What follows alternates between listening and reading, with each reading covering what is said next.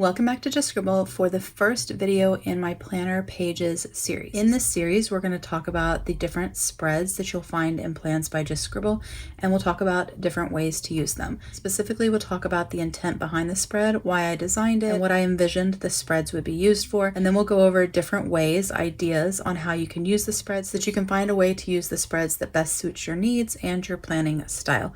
So the series is broken down by kind of the groups of spreads that are in Plans by Just Scribble, and it is based off of my planner and the layouts within my planner. However, for a lot of the spreads and a lot of these videos in the series, you can use these ideas in other planners that you have from other shops as well, or even in your bullet journal if you are a bullet journaler. So even though we're going to be talking about Plans by Just Scribble, you can apply a lot of these ideas to other planners that you have in your lineup. So if you're not using Plans by Just Scribble, you'll still get some ideas for your planners. And if you are using Plans by Just Scribble, but you're good there, but you need ideas for other planners, you can take some of these ideas and apply them there as well. The series is broken down by kind of planner spread, and so there will be a video on each main planner spread within Plans by Just Scribble. In this video, the first video, we are going to talk about two specific spreads. We are going to talk about the introductory page, the one that's sort of attached to the end papers that has a key section down at the bottom. And then we're going to talk about the annual overview pages.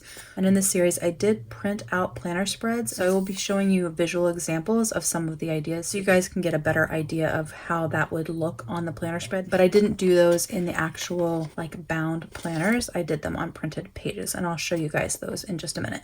But the first spread that we're going to talk about is the introductory page in Plans by Just Scribble. So in volume 1, which covers January through June, it says the one with my plans. In volume 2, that covers July through December, it says the one with more of my plans.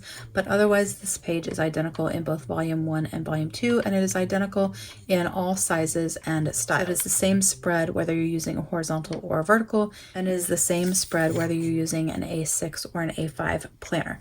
And then at the bottom of the page in both volumes, it has a place that says my key, and it has a place for you to make your key. So within the planner community, when I see people opening their planners and setting up their planners, a lot of people are annoyed by this page because it is the page that's sort of attached to your end papers, and it doesn't really have a purpose. And so a lot of people will just ignore this page, or they will actually glue this page to the end paper and never look at it again. But when I designed my planner, when I designed plans, I wanted this page to have an actual purpose. And so I decided to add a place for your key so that that way this page that normally just kind of gets ignored would actually have a purpose in your planner. Now you can still ignore it. You don't have to use the key, obviously. Cover this with stickers. You could put your name here. You could glue the page together like a lot of people do. If you don't have a key for your planner, or you don't want to write your key here, obviously you don't have to, so you could, like I said, cover it up, you could glue the page, but the intent was to give this page a purpose. And having a place to put your key, I thought was the best way to give this page purpose. So if you use a key of symbols in your planner because you follow the bullet journal method or Franklin Covey method, or you just like to have a key in your planner, you can write your key at the bottom of the page. So I have here at the bottom an example of a way you could fill out your key. So we have a little check mark for completed, an X for canceled, a dot for notes, a slash for started, and then a little kind of forward arrow for migrated. And then on this side, we have a $sign for expense, a heart for memory, an asterisk for important, a little triangle on its side for appointment, and then a little clock for due date. So that's just kind of an example of how you could use this key page and how you can write them out. Alternatively, not everybody uses symbol keys, but a lot of people actually color code in their planner. So another option that you have is to add your key for color coding. So here I have put a little sample with a greenish teal color for kiddo, for your kid, yellow for school, brown for dogs, peach for finance, pink for me, and gray for husband. And so if you color code in your monthly, in your habits, in your weekly, in your dailies, and all of the things, you can put your color coding key here, and then that way you have it for reference throughout your planner. And so that's two ways that you can use the key that's built into Plans by Just Scribble. And then when you turn the page, the next spread you have is your annual overview and your future log. So the annual overview is pretty self-explanatory. Most planners have an annual overview, so I definitely wanted to include one of those when I designed plans. But for me personally, I don't have a need to see the prior year, which is included in a lot of annual overviews in planners, and I don't need to see in this same format next year or even the year after. And so in a lot of planners for 2025, you'll have a 2024, 2025, 2026, and 2027. I don't need 2024, 2026, and 2027 visually like this, but I do like having 2025, and I like it to be visible so I can actually see it, read it, and use it. And so when I designed Plans by Just Scribble, I made 2025 a full page spread, and I made it nice and large so that you could actually read it. It was easy to reference and you could utilize this. So there are a few different ways that you can use this yearly overview. One is you can just use it for reference. So when you need to see when a date falls, you can just turn to it and use it for reference. Another way to use it is to mark days that you are out of work or your kiddo is off of school. And that is actually how I am using this yearly overview in my planners, in my EDC, and then also in our main planner. And so you can go through and color code either with a dot marker, like the ones from Zig or Ohuhu, Shuttle Art, etc. And so you can go through and you can color code your work holidays with one color, your kiddos' school holidays with a different color, and then you can mark your vacation days as well. I personally am marking our work holidays with one color, my kiddos' holidays that are different, and then I am using a red X to mark days that I take vacation. So you can use this to mark your holidays or your husband's holidays for work and then your kiddos' holidays for school. Another way you can use this is as a symptom tracker. There are other spreads in this planner that you could use for that as well, and we will talk about those in other videos in this series, but you can use your yearly overview as a symptom tracker. So you can give your symptoms a color, and you can do this with a dot marker again. You could use the pen that you just kind of X off. You could use a highlighter. You could use dot stickers, but you can give your symptoms that you're tracking a color, and then you can mark on your calendar when you have those symptoms. So you could use this as a symptom tracker if you wanted to track your symptoms. So here in my example, I have period, headache, and sick, and then I did some sample markings to kind of show how that would look as you tracked through the year. Another thing that you can use this for is 30-day challenges. And again, there are other spreads within the planner that we'll talk about in future videos of this series where you can do that as well, but you could use this for 30-day challenges. So you don't have to do the same challenge every single month. You actually could write what challenge it is in most of the months, all but 2 of them.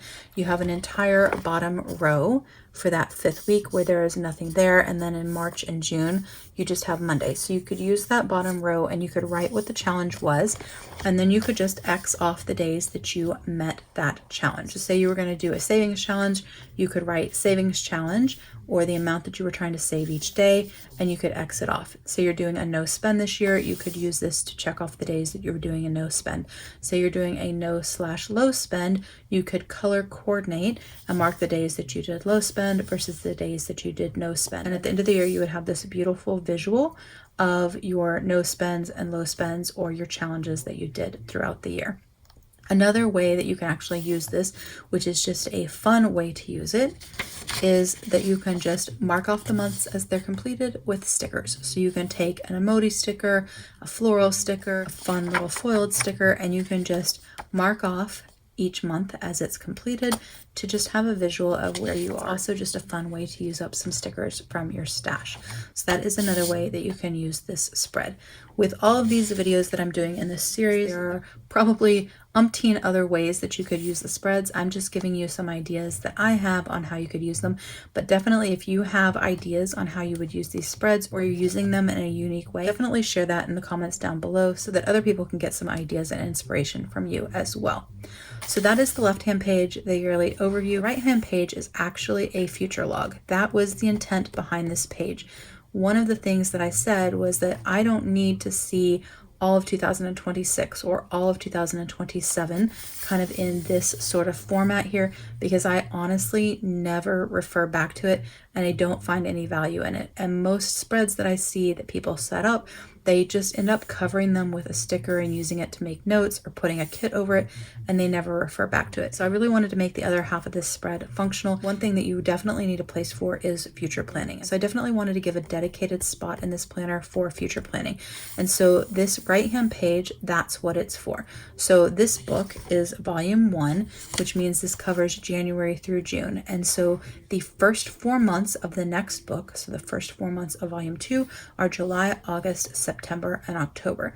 And so the intent behind this page was that while you're in volume 1, if something gets scheduled for July through October, you have a place to write it down. So that was the intent behind this page. The place for you to put the things that got scheduled when you were in one book that were for your next book, so that you didn't have to carry them both around all the time. So volume 2 covers July through December, and so it has the first 4 months of 2026, which would be the next book. So it says 2026, and it has January, February, March, and April of 2026.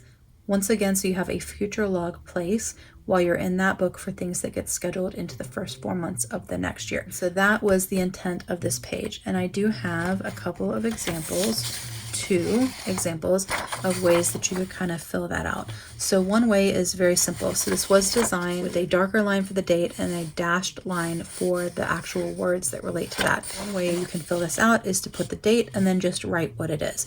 And so for example, I wrote in July, there's a holiday, some birthdays, night out, another birthday, in August, a trip to Vegas, the date's leaving and the date's returning. And so this gives you a place to write down vacations that get booked, doctor's appointments that get booked, people's birthday parties, weddings, anything that comes up for the next 4 months while you're in this book, you have a place to write it down.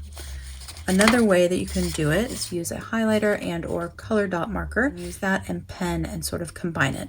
And so here's an example where I gave a color for holidays and a color for vacation so that I could mark visually over here on the calendar when I had holidays and when I was going to be on vacation.